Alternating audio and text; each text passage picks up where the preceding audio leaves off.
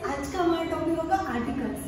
अगर मैं आर्टिकल्स की बात करूँ, आर्टिकल्स को हम बिल्कुल इजी वे में समझेंगे और ये पर्टिकुलर एक क्लास के लिए नहीं होगा, सारी क्लासेस के लिए जरूरी होगा। ठीक है, अगर हम आर्टिकल्स की बात करें तो आर्टिकल्स क्या होता है? तो आर्टिकल्स होते हैं आपके ए, एन और द। ठीक है, अगर मैं बात करूँ टाइप्स ऑफ आर्टिकल्स की, आर्टिकल्स कितने टाइप के होते हैं? तो दो टाइप के होते हैं।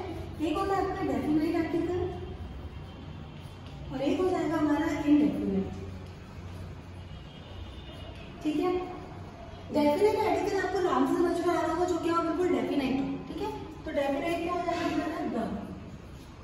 इनडेफिनेट आपको नाम से समझ में आ रहा होगा, जो क्या हो इनडेफिनेट। ये आपका हो जाएगा ए और एन। ठीक, अब एग्जाम में ये तो पूछेंगे नहीं कि इनडेफिनेट कौन सा आर्टिकल है, डेफिनेट कौन सा आर्टिकल है। आपको इसको कैसे करना पड़ेगा? देखो, अगर इसको पढ़ने से पहले हम जान लेते हैं वोवेल्स। वोवेल्स कितने होते हैं हमारे? ए, ई, आई, ओ, यू। ये हमारे क्या है? 5 वोवेल्स। ठीक है, ये तो हमें बेसिक क्लास में पता होता है। ठीक है, अब देखो आप का यूसेज मैं आपको बाद में बताऊंगी, पहले मैं आपको बताती हूँ ए और एन का यूसेज। ये आप नोट डाउन कर लीजिएगा। मैं आपको बोलती हूँ कि अगर आपको सिर्फ फिंगर नेम्स दिया हुआ है और यहाँ पर बोला है ए और एन का यूज कीजिए। ठीक है, ए और एन का अगर यूज करने की बात कर रहे हैं तो आपको क्या करना होगा? यहाँ पर कुछ भी लिखा है डजंट मैटर, फिंगर नेम्स ये है, इसके बाद वाले लेटर से आपको मतलब होगा। ठीक है, इसके बाद कुछ भी लिखा है उससे आपको कोई मतलब नहीं है। ये कब होगा? जब आपको ए या एन में से किसी एक को चूज करना है कि यहाँ पर क्या है। ठीक है, देखिए ये फिंगर नेम्स है, इसके बाद यहाँ पर लिखा हुआ मान लीजिए यूजफुल। ठीक है, सेकेंड है आपका ये फिंगर नेम्स है, इसके बाद यहाँ पर लिखा है यूनिवर्सिटी। एक और लेते हैं हम, थर्ड है आपका अम्ब्रेला। ये 3 वर्ड से आपका बिल्कुल क्लियर हो जाएंगे आर्टिकल। ठीक है, ए और एन वाले। देखो यूजफुल लिखा है, मैंने बोला कि यहाँ पर कुछ भी लिखा है वो आपको बिल्कुल नहीं पढ़ना है। यहाँ पर कुछ लिखा है कोई मतलब नहीं उससे। ठीक है, यूजफुल लिखा है। अगर स्टार्टिंग में वोवेल्स होगा तो बिना माइंड लगाए क्या लिख दोगे आप? एन। क्या लिख दोगे? एन। और अगर वोवेल्स नहीं होगा, अब अगर इन 5 को छोड़कर, जैसे मान लेते हैं अपन ए, ई, आई, ओ, यू। ठीक है, इन अगर 5 को छोड़कर जो भी आपके इंग्लिश के अल्फाबेट्स होंगे उसकी जगह आप क्या लगा दोगे? ए। यहाँ तक क्लियर? चलिए इसको स्टार्ट करें। ये लिखा हुआ है यू। ठीक है, यू वोवेल्स है, देखिए हे, तो यहाँ पर क्या लिख दीजिए? एन। ठीक, ये लिखा हुआ है यू, यू वोवेल्स है, हे, यहाँ पे क्या लिख दीजिए? यू वोवेल्स है, हे, यहाँ पर क्या लिख दीजिए? एन। क्या ये सारे सही है?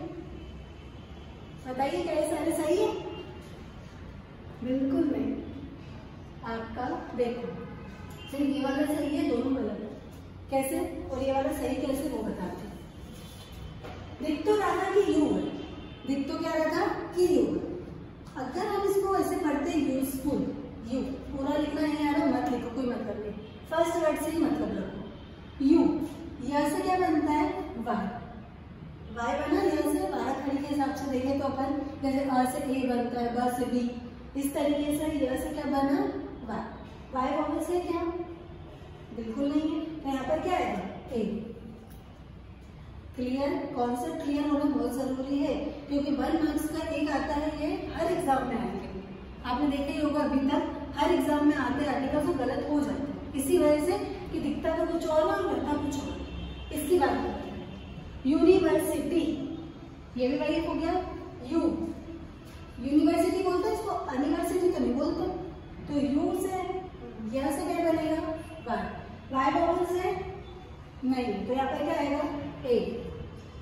ठीक, बात करते हैं इसकी, ये क्या लिखा हुआ है? अम्ब्रेला।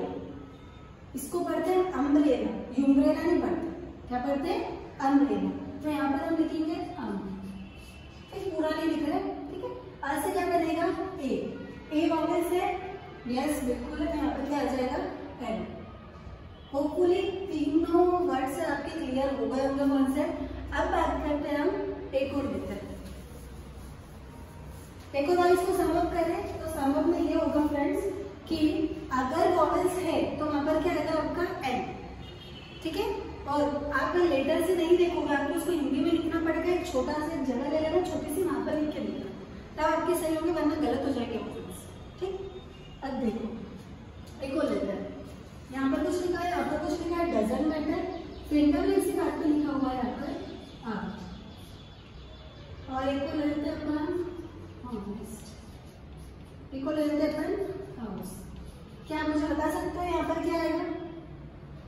सबसे पहले आप मुझे बताओ एच वोवेल से नहीं, ठीक, तो यहाँ पर क्या आ जाएगा? ए, वेरी गुड। एच वोवेल से नहीं, यहाँ पर क्या आ जाएगा? एच वोवेल से नहीं, तो यहाँ पर क्या आ जाएगा? ए। क्या ये सारे सही है? नो। कैसे? देखो, अब दिख तो रहा है कि एच वोवेल्स नहीं है, ये 5 अक्षर जो है हमारे ए ई आई ओ यू, ये नहीं है, तो यहाँ पर ये आएगा। बट अपन इसको पढ़ते क्या है? आवर नहीं पढ़ते, इसको क्या पढ़ते हैं अपन? आवर। जो हमारे घंटे होते हैं ना घड़ी के, उसको हम आवर पढ़ते हैं। तो आ से क्या बन रहा है? ए वोवेल से क्या? यस, बिल्कुल है, इस वजह से यहाँ पर क्या आएगा? एन। ठीक, इसको हॉनेस्ट नहीं पढ़ते, इसको ऑनेस्ट पढ़ते हैं। क्या पढ़ते हैं? ऑनेस्ट। तो अ वोवेल से यस बिल्कुल है, मतलब देखो अ से क्या बना? ए वोवेल से ए, तो वहां पे क्या आ जाएगा आपका? एन। हाउस, इसको हाउस पढ़ते हैं क्या? नहीं, इसको हाउस ही पढ़ते हैं। क्या पढ़ते हैं? हाउस। इस वजह से यहाँ पर ए ही आएगा, ये सही हो जाएगा। ठीक, होपफुली आपको ए और एन का कॉन्सेप्ट क्लियर हो गया होगा। ठीक है, अब बात करते हैं हम the key. The is very very important. The में वोवेल्स का कोई रूल नहीं है। देखो, द हम बचपन से पढ़ते आ रहे हैं स्टूडेंट्स कि द का यूज होता है किसी भी अगर फेमस जगह की बात करें, famous place, famous thing, famous person की अगर हम बात करते हैं तो हम किसका यूज करते हैं? द करते द का यूज। देखो, दो चीज जानेंगे कि द का यूसेज कहाँ होता है और कहाँ नहीं होता। ठीक है, पहले जान लेते हैं कहाँ होता है, कि पहले जानना कहाँ नहीं होता। क्या जानना है? होता? ठीक, पहले जान लेते हैं कहाँ होता है। अगर मैं इसकी बात करूँ तो द का यूज हो जाएगा, मैंने आपको बताया, प्लेस, फेमस, ठीक है, जिसकी कुछ क्वालिटी हो, famous place, famous thing, famous person. Overall अगर इसकी बात करूँ तो द का यूज हो जाएगा अगर आप किसी की क्वालिटी की बात कर रहे हो। ठीक, क्या बात कर रहे हो? क्वालिटी की। अब वो भी बात में देखते हैं। और द का यूज कहाँ होगा? द का यूज हो जाएगा अगर आप किसी डायरेक्शन की बात कर रहे हो, जैसे कि डायरेक्शन होगी the east, the north, the south, तो द का यूज हो जाएगा, मतलब हम लिख सकते हैं डायरेक्शंस में। ठीक है, डायरेक्शंस हो गया। उसके बाद हम द का यूज कहाँ कर सकते हैं? रिवर में कर सकते हैं, द गंगा, द यमुना जो बोलते हैं ना, रिवर में कर सकते हैं। और द का यूज और कहाँ कर सकते हैं अपन? किसी भी म्यूजिकल इंस्ट्रूमेंट में कर सकते हैं। म्यूजिकल इंस्ट्रूमेंट क्या? म्यूजिकल इंस्ट्रूमेंट मीन्स क्या? वो होता है ना आपका पियानो, गिटार, तो द पियानो बोल सकते हैं, द गिटार बोल सकते हैं। ओशंस में द का यूज कर सकते हैं हम। ठीक है, तो द का यूसेज ये बता दिया मैंने। लैंग्वेज में द का यूज नहीं करेंगे, वो अभी जानते हैं अपन। अब देखो, द को हम बिल्कुल एक इजी वे में समझते हैं, जैसे कि मैंने लिखा Tendulkar is the, Tendulkar is the best man. ठीक है, सेकेंड मैंने लिखा the Dhoni style of batting. आप मुझे बताओ क्या मैंने सही लिखा है? यहाँ पर मैंने तेंदुलकर लिखा था, यहाँ पर मैंने द नहीं लगाया। धोनी क्या मैंने द लगा दिया, ऐसा क्यों? तेंदुलकर समझ गया ना, सचिन तेंदुलकर, धोनी समझ गया, ऐसा क्यों किया मैंने? बताओ। देखो क्या होता है, अगर हम किसी पर्सन के नाम के आगे कभी द नहीं लगाते हैं, क्यों नहीं लगाते? जैसे अगर मैं अपना नाम कल से रख लूँ तेंदुलकर, ठीक है, तो मैं अपने आप के नाम के आगे द लगाऊंगी क्या? इम्पॉसिबल है ना। तो द हम कभी भी किसी नाम के आगे नहीं लगाते। तो आप बोलोगे कि मैम आपने यहाँ पे तो द लगाया, यहाँ पर द मैंने इसलिए लगाया बेटा क्योंकि यहाँ पर मैं क्वालिटी की बात कर रही हूँ। The Dhoni style of batting is very good. ठीक है। आगे यहाँ पर मैं धोनी की स्टाइल की बात कर रही हूँ, मतलब उनकी क्वालिटी की बात कर रही हूँ, बहुत अच्छी। यहाँ पर मैंने सिर्फ इतना बोला है Tendulkar is the best man. अब ये नहीं बता रही कि मैं तेंदुलकर की कौन सी की बात कर रही हूँ, सिर्फ मैंने बोला Tendulkar is the best man.